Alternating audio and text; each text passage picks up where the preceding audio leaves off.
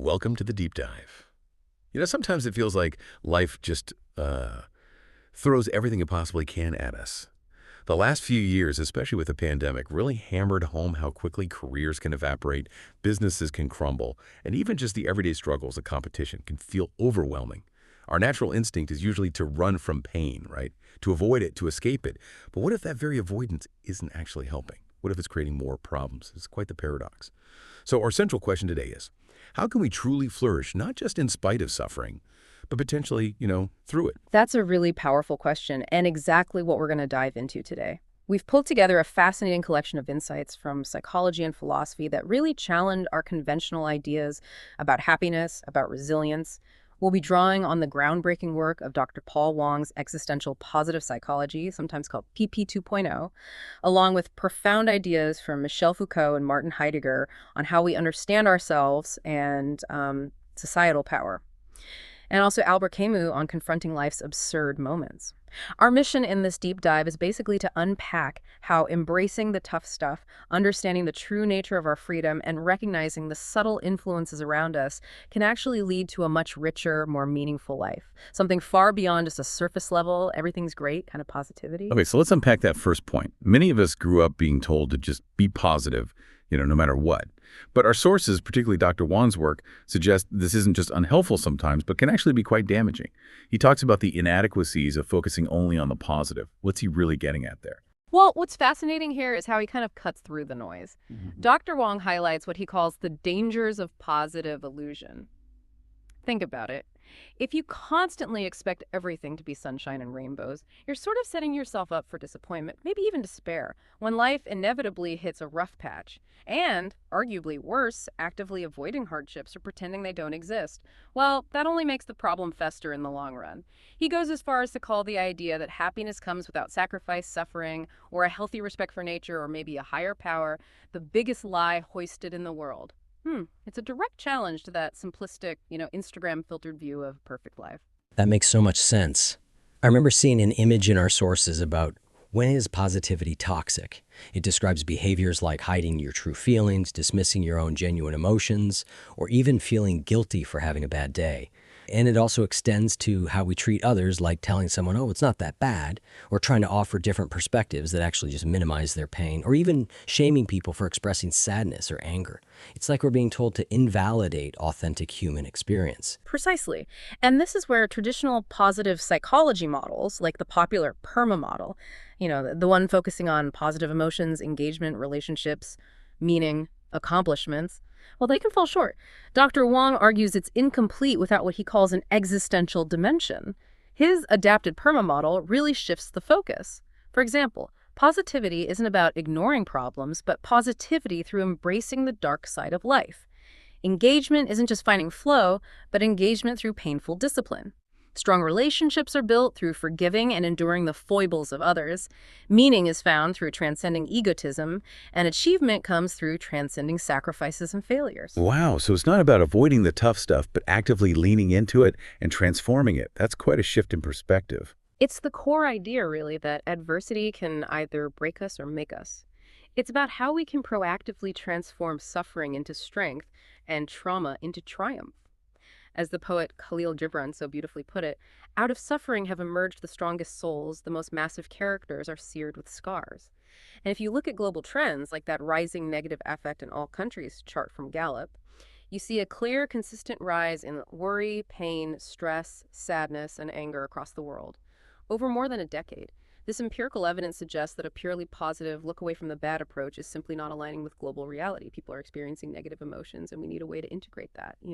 So if simply focusing on the positive isn't enough, what does existential positive psychology, or PP 2.0 as Dr. Wong calls it, truly offer? This is where it gets really compelling, I think, because it asks us to confront some deep, sometimes uncomfortable truths. For instance, it says we need to protect our minds from trauma and toxic relationships.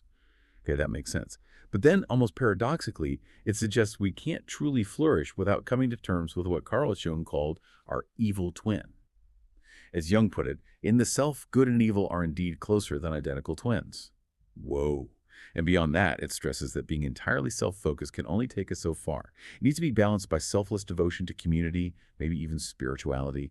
It's what he calls a dialectic both-end approach to life's complexities and paradoxes, echoing Lao Tzu's profound observation. The words of truth are always paradoxical. And this raises a really important question. How does PP 2.0 actually help us navigate these deep-seated existential anxieties that, let's face it, many of us grapple with? Dr. Wong introduces what he calls the 4 existential harmonies. You can picture them as balancing acts. First, harmonizing our death anxiety with a sense of enduring faith or meaning. Second, balancing the anxiety of absolute freedom and choice with the courage to make the right decisions. Third, overcoming the fear of isolation by actively seeking genuine connection. And finally, harmonizing the fear of meaninglessness with a profound sense of purpose. It's about accepting these anxieties exist and then finding a way to integrate them positively. And he certainly doesn't shy away from what some might consider harsh truths, does he? He lays out 7 important paradoxical truths from existential positive psychology. I find these incredibly thought-provoking. They really are. These paradoxical truths are kind of core to PP 2.0's philosophy. 1, you need to go through suffering to discover how to truly flourish. 2, your signature strength can, surprisingly, become your fatal weakness if it's unchecked. 3, the greatest insight into happiness is that you often have to embrace sadness first. 4, you sometimes need to let go of what you love most to truly gain it. 5, true love often requires the willingness to sacrifice everything. 6, you might not truly know your meaning in life until you find something worth living or even dying for. And finally, number 7, true greatness often comes from suffering and toiling in obscurity for a greater good, not immediate recognition. Wow, that's quite a list. It is, and he emphasizes that this new science of flourishing embraces polarity, right? Acknowledging both internal and external constraints and seeing spirituality as our deepest core. It challenges traditional psychology to move beyond an either approach to a more dialectical one, meaning we learn to navigate and synthesize opposing forces, much like the yin-yang concept, to achieve balance and wholeness. It's about accepting that life is difficult, it's full of tension, and finding well-being by transcending those opposing forces. Okay, shifting gears a bit. We often imagine ourselves as completely free, right? The absolute captains of our own ships. But our sources, particularly those discussing Foucault, suggest that even our sense of freedom and identity is, in some subtle but really important ways, cultivated and regulated by the world around us. What does this all mean for how we understand who we are? Foucault introduced concepts like normalizing practices and the care of the self, what he also called technologies of the self. He argued that societal systems, from our education to our workplaces, even hospitals, subtly set these normative standards for what's considered normal. And we, in turn, learn to monitor ourselves to align with these standards, often unconsciously, to avoid being labeled abnormal. It's almost like freedom becomes less an inherent state and more, a cultivated identity project or like a lifestyle accessory. What's truly fascinating here is how that notion of the self plays out. From a post-structuralist perspective, which, simply put, is a way of looking at how language and social structures shape our reality. The self, or I, isn't some fixed, independent thing inside us. Instead, it's an idea that's constantly being created through the language we use, the social interactions we have. Judith Butler, for example, suggests that even our simple grammatical use of I is something we learn and solidify over time, based on what's appropriate in different contexts. This stands in stark contrast to the older humanist idea that language just describes a pre-existing self. This newer view says the world, and even our inner experience, is actively produced through these social practices. So it's not just that we have a self, but that it's constantly being made and remade. That's kind of a mind-bending idea. Yeah. Exactly. And this leads us straight into the distinction between an internal locus of control, believing you control your own destiny, and external influences, and how that varies across cultures. In a lot of Western research, especially in the US, having a strong internal locus of control is generally seen as a positive trait. People who feel this way are often more proactive. They're more likely to wear seatbelts, succeed in school, quit smoking, or tackle marital problems directly. That makes sense. We really value that sense of individual agency, don't we? In our culture. Right, we do. However, in more collectivist cultures, like Japan, it's approached differently. Americans tend towards what they call primary control, trying to directly influence their environment. The Japanese, on the other hand, often lean towards secondary control, which means adapting themselves to others in their environment. So what's considered good or healthy is truly culturally relative. Then there's the whole concept of self-esteem.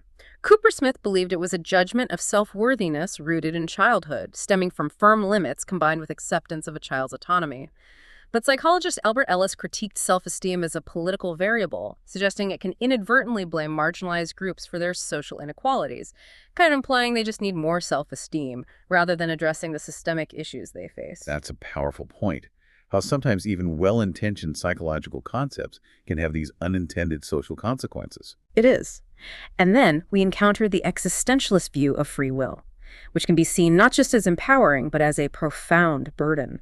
Philosophers like Sartre argued that we are absolutely responsible for our choices, even without fixed principles or social support to guide us.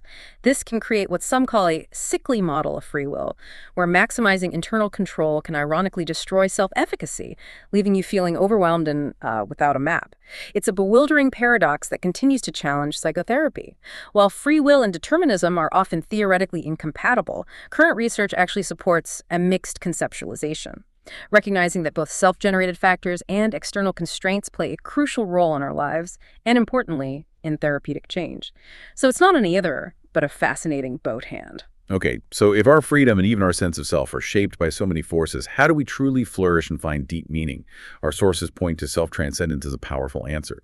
How does Dr. Wong define this idea, this ST? Self-transcendence, or ST, is essentially the deep motivation to move beyond your immediate personal limitations and obstacles, often through experiences of something sacred or greater than yourself. It's about overcoming adversity and serving something larger than just your own life, really. Dr. Wong outlines 5 core tenets of this ST paradigm. First, he says, we're all fundamentally broken people living in a broken world. It's a stark starting point. Second, we must transcend this brokenness and suffering to find wholeness. It's a necessity. Third, we are intrinsically driven to bring light into darkness no matter how hard it is.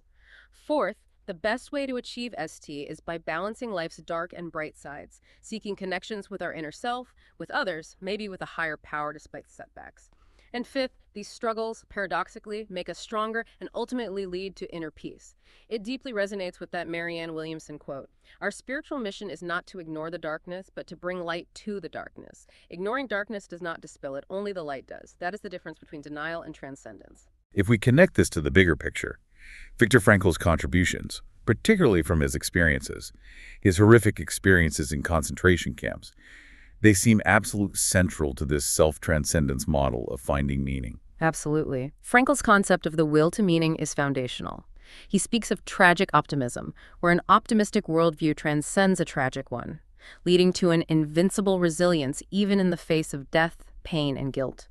He proposed his meaning triad, creative, experiential, and attitudinal values, as a way to transcend what he called the neurotic triad of aggression, addiction, and depression, ultimately leading to healing and flourishing. It's the powerful idea that you cannot truly have the positive without integrating the negative. He describes self-transcendence as going higher to fulfill one's aspirations and deeper to sink one's roots in suffering, resulting in what he beautifully calls delicious fruit for all people. That's a truly profound image. What does this self-transcendence model require of us, in our daily lives? It requires several key things, according to Wong and Frankl. First, mustering existential courage, the courage to embrace all emotions and find inner peace. Second, taking genuine responsibility to do what is right, even amidst our limitations. Third, seeking authentic connections with our true self, with others, and potentially with a higher power or nature. Fourth, passionately pursuing our calling or life goals. And fifth, actively nourishing our soul through introspection, maybe meditation, inner dialogue. It's definitely a less traveled road, right? It involves tough choices that favor what is true, good, and beautiful, but it promises a life of profound meaning and fulfillment. Frankl believed love is the ultimate and highest goal to which man can aspire, advocating for unconditional love agape for self, others, and a higher power, transcending our everyday flaws, annoyances, and doubts. This forms what Dr. Wong calls the golden triangle of mental health and well-being. Faith, or spirituality, hope, agency, and love, communion, all centered on that unconditional love. So what does all this mean for our everyday happiness, especially when we're going through tough times? Dr. Wong talks about something called mature happiness. How is that different? Yeah, he differentiates 3 types, which is really helpful. First, there's hedonic happiness, which is pure pleasure, totally dependent on enjoyable circumstances. Think of it as fleeting satisfaction. Pretty shallow, maybe. Then there's eudaimonic happiness, which is the satisfaction you get from accomplishing your life's purpose or living in alignment with your core values.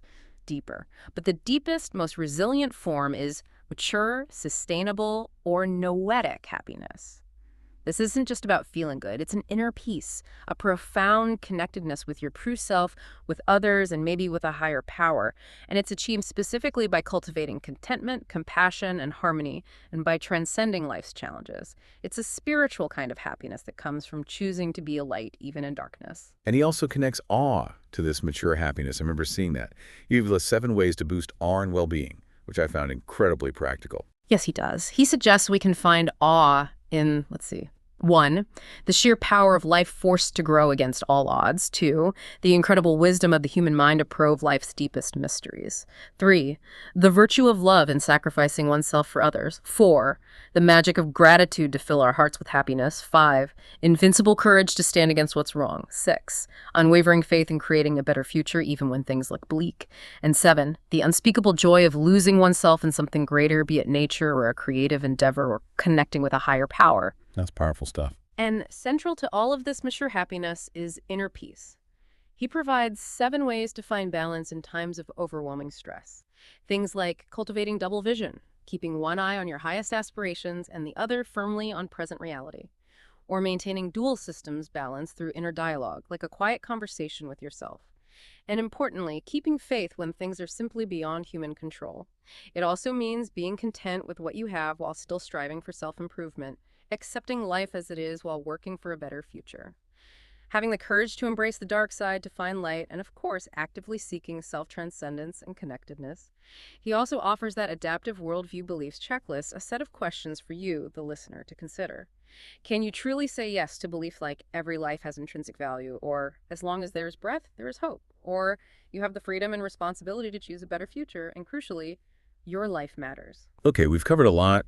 Suffering, freedom, transcendence. But what about those moments when life just feels utterly meaningless or truly absurd?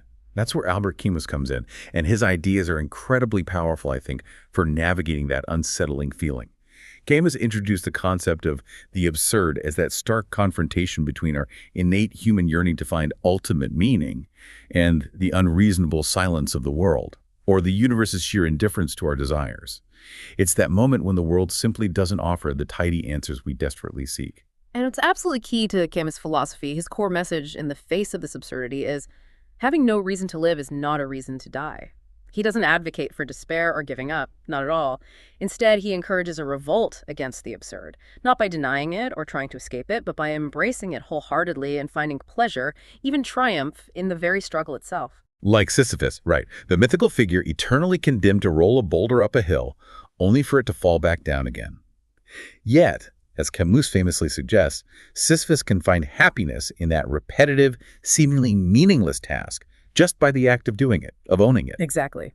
The liberating aspect of accepting meaninglessness is that it frees you from the burden of finding some preordained purpose out there.